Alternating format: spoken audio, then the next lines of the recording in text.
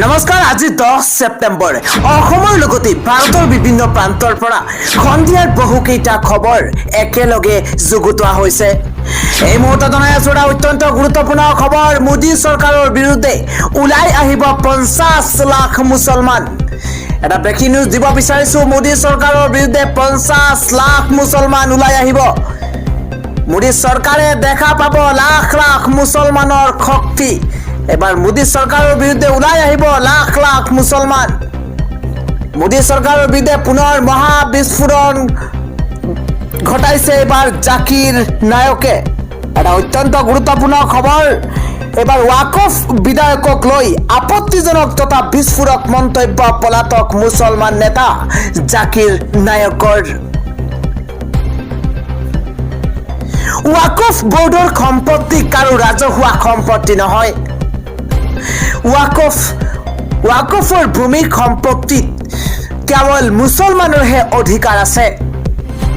ৱাকফৰ ভূমি সম্পত্তিত কেৱল মুছলমানৰহে অধিকাৰ আছে। ৱাকফৰ ভূমিত মুছলমানৰ বাহিৰে আন কোনো ধৰ্মৰ মানুহৰ অধিকাৰ নাই। সকলো মুছলমান একত্ৰিত হোৱাৰ সময়, সকলো একত্ৰিত হওক। ভাৰতৰ মুছলমান লোকসকলক অন্যায় আৰু অত্যাচাৰ কৰি শোষণ কৰিব বিচাৰিছে মোদী চৰকাৰে। ৱাকফ বিধায়ক গৃহীত হোৱাৰ লগে লগেই মুছলমান লোকসকলেহে মছজিদ মাদ্ৰাছা হেৰুৱাব লাগিব। মোদী চৰকাৰৰ বিৰুদ্ধে এইবাৰ 50 লাখ মুছলমান একত্ৰিত কৰিব জাকিৰ নায়কে। পৰৱৰ্তী গুৰুত্বপূৰ্ণ খবৰ হৈছে মুছলমানৰ বাবে বৃহৎ পদক্ষেপ এবাৰ চন্দ্ৰবাবু নাইডুৰ। নিশ্চিত কৰিছে মুছলমানৰ সংৰক্ষণ। শিক্ষাৰ্থী মহিলাৰ বাবে অভিলাষী আঁচনি আনিছে টিডিপি নেতা চন্দ্ৰবাবু নাইডুৱে। এই মুহূৰ্তত জনাই আছো এটা ব্ৰেকিং নিউজ। মুছলমানৰ বাবে কেইবাটাও বৃহৎ পদক্ষেপ চন্দ্ৰবাবু নাইডুৰ। মুছলমানৰ বাবে কেইবাটাও পদক্ষেপ হাতত লৈছে, ডাঙৰ পদক্ষেপ মুছলমানৰ বাবে গ্ৰহণ কৰিছে ইখনৰ পিছত সিখনকৈ বৃহৎ আঁচনি চন্দ্ৰবাবু নাইডুৱে। এবাৰ মুছলমান মহিলাৰ বাবে আনিছে দুলহন আঁচনি। এটা অত্যন্ত গুৰুত্বপূৰ্ণ খবৰ। মুছলমান মহিলাক বিয়াৰ বাবে দিব চন্দ্ৰবাবু নাইডুৱে 1 লাখ কোটি টকা। অত্যন্ত গুৰুত্বপূৰ্ণ খবৰ। অন্ধ্ৰপ্ৰদেশত মুছলমানৰ সংৰক্ষণ নিশ্চিত কৰিছে চন্দ্ৰবাবু নাইডুৱে। মুছলমান শিক্ষাৰ্থীক 15 লাখ ৰাজ সাহায্য দিব চন্দ্ৰবাবু নাইডুৱে। হায়দৰাবাদ আৰু বিজয়ৱাড়াত নিৰ্মাণ হ'ব হজ গৃহ। মুছলমান সংখ্যালঘুৰ কল্যাণ আৰু উন্নয়ন নিশ্চিত কৰিছে অন্ধ্ৰপ্ৰদেশত চন্দ্ৰবাবু নাইডুৱে। হজ যাত্ৰীসকলে লাভ কৰিলে আৰ্থিক সাহায্য। অত্যন্ত ভাল খবৰ। টিডিপিয়ে সংখ্যালঘুৰ কল্যাণ নিশ্চিত কৰিব চন্দ্ৰবাবু নাইডুৱে। টিডিপিয়ে সংখ্যালঘুৰ কল্যাণ নিশ্চিত কৰিব। এবাৰ মোদীৰ বাজেটত লাভ কৰা বৃহৎ পুঁজি সংখ্যালঘু কল্যাণৰ বাবে দিছে চন্দ্ৰবাবু নাইডুৱে। পৰৱৰ্তী গুৰুত্বপূৰ্ণ খবৰ হৈছে এইবাৰ ট্ৰেডিঙৰ জৰিয়তে প্ৰবঞ্চনা কৰা কাকো ৰেহাই দিয়া নহ'ব। কোনে এইদৰে মন্তব্য কৰিছে জনোৱাৰ চেষ্টা কৰিছে এটা বিগ ব্ৰেকিং নিউজ। ট্ৰেডিঙৰ জৰিয়তে প্ৰবঞ্চনা কৰা কাকো এইবাৰ ৰেহাই দিয়া নহ'ব। প্ৰয়োজন হ'লে গোচৰ CBI দিয়া হ'ব। অত্যন্ত গুৰুত্বপূৰ্ণ খবৰ। প্ৰবঞ্চনা কৰা সকলোকে ধৰা হ'ব। কঠোৰ সকিয়নি এইবাৰ দিছে মন্ত্ৰী পীযুষ হাজৰিকাই। ৰাজ্যখনৰ বাবে পৰৱৰ্তী ব্ৰেকিং নিউজ হৈছে অসম চৰকাৰে লৈ আহিছে এস্কালেট পদ্ধতি। এবাৰ জবাবদিহি হ'ব লাটমণ্ডল SDC। অত্যন্ত ভাল খবৰ আপোনালোকৰ বাবে, কিয়নো মুখ্যমন্ত্ৰী হিমন্ত বিশ্ব শৰ্মাৰ নতুন সিদ্ধান্ত। এটা বিগ আপডেট এই মুহূৰ্তত জনোৱাৰ চেষ্টা কৰিছো। এতিয়াৰে পৰা চৰকাৰী কাৰ্যালয়ত কাৰ্যকৰী হ'ব এস্কালেট নিয়ম। কি এই নিয়ম সেই মুহূৰ্তত জনোৱাৰ চেষ্টা কৰিছো। কৰ সম্পৰ্কীয় বিষয়সমূহত বিশেষভাৱে প্ৰযোজ্য হ'ব এই পদ্ধতি। এটা গুৰুত্বপূৰ্ণ খবৰ। পূৰ্বে দীৰ্ঘ দিনৰ বাবে কৰ কাৰ্যালয়ত কাম ৰৈ আছিল জনতাৰ। সাধাৰণ জনতাৰ কাম পেণ্ডিং হৈ আছিল, কিন্তু এতিয়াৰে পৰা সাধাৰণ জনতাৰ কাম ৰখাব নোৱাৰিব কোনো বিষয়া কৰ্মচাৰীয়ে। এস্কালেট পদ্ধতি অনুসৰি এটা সমস্যাৰ নিষ্পত্তিৰ বাবে লাটমণ্ডলে সময় পাব 15 দিন। আৰু 15 দিনৰ ভিতৰত সমস্যা সমাধান নহ'লেই 16 নম্বৰ দিনত সেই কাম গুচি যাব চক্ৰ বিষয়াৰ কাষলৈ। একেদৰে SDCয়ে যদি 7 দিনৰ ভিতৰত কাম সমাপ্ত কৰিব নোৱাৰে সেই কাম স্বয়ংক্ৰিয়ভাৱে গুচি যাব ডিচিৰ ওচৰলৈ। মুখ্যমন্ত্ৰী হিমন্ত বিশ্ব শৰ্মাই এই নতুন সিদ্ধান্ত গ্ৰহণ কৰিছে। ৰাজ্যবাসীৰ কাৰণে আন এটা সবাতোকৈ গুৰুত্বপূৰ্ণ খবৰ হৈছে এবাৰ বিজেপি বিধায়কৰ হুংকাৰ।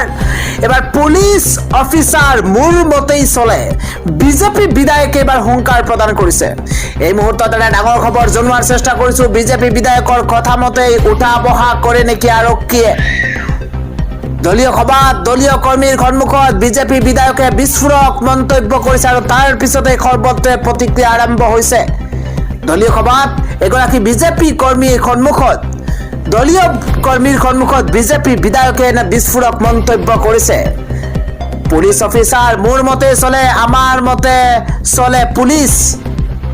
সাংসদ ৰকিবুল হুছেইনৰ পুত্ৰৰ প্ৰসংগ টানি মন্তব্য কৰিছে জিতু গোস্বামীয়ে। চামগুৰিৰ আৰক্ষী বৰমপুৰৰ বিধায়কৰ কথা মতেই উঠা বহা কৰে নেকি? জিতু গোস্বামীৰ বিস্ফোৰক মন্তব্য এতিয়া তোলপাৰ লগাইছে নগাঁও। চামগুৰিত ৰকিবুলৰ পুত্ৰক সোমাব নিদিয়াৰ হুংকাৰ জিতু গোস্বামীৰ। বিস্ফোৰক ভিডিঅ' পোহৰলৈ অহাৰ পিছত এতিয়া ৰকিবুল হুছেইনে গোচৰ তৰিছে। তেওঁৰ পুত্ৰৰ নিৰাপত্তা বিচাৰি আৰক্ষীৰ কাষত গৈছে কংগ্ৰেছ সাংসদ গৰাকী। বিজেপি বিধায়ক জিতু গোস্বামীৰ বিৰুদ্ধে এবাৰ এজাহাৰ দাখিল কৰিছে। নগাঁও সদৰ আৰক্ষী থানাত এজাহাৰ দাখিল কৰিছে সাংসদ ৰকিবুল হুছেইনে। ৰাজ্যবাসীৰ কাৰণে সবাতোকৈ গুৰুত্বপূৰ্ণ খবৰ হৈছে ৰাজ্যত আজি অব্যাহত স্মাৰ্ট মিটাৰ বিৰোধী অভিযান। স্মাৰ্ট মিটাৰ বিৰোধী প্ৰতিবাদ আজি অব্যাহত আছে। এইবাৰ চাহ বাগানত সোমাবলৈ নিদিব। এবাৰ APDCLৰ কৰ্মচাৰীসকলক কোনো কাৰণত স্মাৰ্ট মিটাৰ লগাব নিদিওঁ বুলি হুংকাৰ এইবাৰ চাহ বাগানৰ কৰ্মচাৰীৰ। অত্যন্ত গুৰুত্বপূৰ্ণ খবৰ, কোনো কাৰণত আমি স্মাৰ্ট মিটাৰ লগাব নিদিওঁ। চাহ বাগানত সোমাব নোৱাৰিব APDCLৰ কৰ্মচাৰী। চৰকাৰী কাৰ্যালয় উদ্যোগত স্মাৰ্ট মিটাৰ লগাওক, চৰকাৰী কাৰ্যালয়ত লগাওক, উদ্যোগত স্মাৰ্ট মিটাৰ লগাওক, এই হুংকাৰ দিছে চাহ কৰ্মীসকলে। এবাৰ চাহ শ্ৰমিকৰ ঘৰত স্মাৰ্ট মিটাৰ লগাব নোৱাৰিব। প্ৰতিবাদ সাব্যস্ত কৰিছে চাহ শ্ৰমিকৰ বাবে অভিশাপ হৈছে স্মাৰ্ট মিটাৰ। বাগিচাত স্মাৰ্ট মিটাৰ নিষিদ্ধ ঘোষণা এবাৰ আটছাৰ কলিয়াবৰ সমিতিয়ে মুকলিকৈ দিছে হুংকাৰ। স্মাৰ্ট মিটাৰ লগোৱাৰ আগত চাহ শ্ৰমিকৰ মজুৰি বৃদ্ধি কৰক এই মন্তব্য আটছাৰ। স্মাৰ্ট মিটাৰ লগালে তীব্ৰ আন্দোলন কৰাৰ হুংকাৰ দিছে আটছাই। আৰু ৰাজ্যত আজিও অব্যাহত আছে স্মাৰ্ট মিটাৰ বিৰোধী অভিযান। আন এক গুৰুত্বপূৰ্ণ খবৰ হৈছে চুমি আৰু তাৰ্কিকক বিচাৰি অসম আৰক্ষীয়ে শূন্যত ঘূৰাইছে গদা। এটা বিগ ব্ৰেকিং নিউজ জনোৱাৰ চেষ্টা কৰিছো। অসম আৰক্ষীক নাকত ধৰি চাকত ঘূৰাইছে চুমি বৰা আৰু স্বামীয়ে। পলাতক চুমি বৰা আৰু স্বামী নেপালত থকাৰ তথ্য এতিয়া পোহৰলৈ আহিছে। ইফালে চুমি আৰু স্বামীক বিচাৰি মেঘালয় মহতিয়াইছে অসম আৰক্ষীয়ে। দেওবাৰে উৰে নিশা চুমিৰ সন্ধানত নামি খালী হাতে মেঘালয়ৰ পৰা উভতিল অসম আৰক্ষীৰ দল। দেওবাৰে উৰে নিশা অভিযান চলাইছিল আৰু অৱশেষত চুমিৰ সন্ধানত যোৱা আৰক্ষী খালী হাতে পুনৰ উভতিছে। অন্যহাতে সংবাদ মাধ্যমৰ হাতত 9 দিনীয়া সন্ধানহীন চুমি বৰাৰ কিছু বিস্ফোৰক তথ্য। এবাৰ 2 ছেপ্টেম্বৰত দিকুৰ ঘৰৰ পৰা ওলাই পথাৰকুৱেৰীৰ হিল ভিউ এপাৰ্টমেণ্টত আছিল চুমি তাৰ্কিক। কিছু সময় পাছতে এখন কলা ৰঙৰ ফৰ্চুনাৰ বাহনেৰে ওলাই গৈছিল চুমি তাৰ্কিক। আৰু 3 ছেপ্টেম্বৰত হিথ্ৰাইল এখন হোটেলত দুয়ো আশ্ৰয় লোৱাৰ তথ্য এতিয়া পোৱা গৈছে।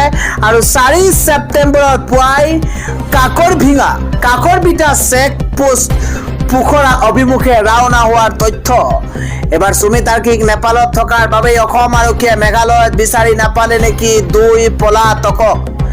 সুমিত আৰক্ষীকক কৰায়ত্ব কৰিব নোৱাৰাক লৈ অসম আৰক্ষীৰ ওপৰত দিনক দিনে আস্থা হেৰুৱাইছে সাধাৰণ জনতাই আৰু বহু লোকে সন্দেহৰ দৃষ্টিৰেও চাইছে অসম আৰক্ষীক। অসম আৰক্ষী নাকত ধৰি চাকত ঘূৰাইছে সুমি বৰা আৰু স্বামীয়ে। পৰৱৰ্তী আন এক গুৰুত্বপূৰ্ণ খবৰ হৈছে মিঠাই ব্যৱসায়ী এতিয়াৰ পৰা সাৱধান। মিঠাই বিকিলেই নহ'ব, আৰিব লাগিব ম্যাদৰ তাৰিখ। এটা অত্যন্ত গুৰুত্বপূৰ্ণ খবৰ। মিঠাই বিক্ৰেতাসকললৈ খাদ্য সুৰক্ষা আয়ুক্তৰ বিশেষ নিৰ্দেশনা। এতিয়াৰে পৰা পেকেজিং নোহোৱাকৈ মিঠাই বিক্ৰী কৰিব নোৱাৰিব কোনো ব্যৱসায়ীয়ে। মুকলিকৈ মিঠাই বিক্ৰী কৰাৰ ক্ষেত্ৰতো বাধা প্ৰদান কৰা হৈছে। সকলো ব্যৱসায়ী এতিয়াৰে পৰা আৰিব লাগিব মিঠাই ম্যাদৰ অন্তিম তাৰিখ।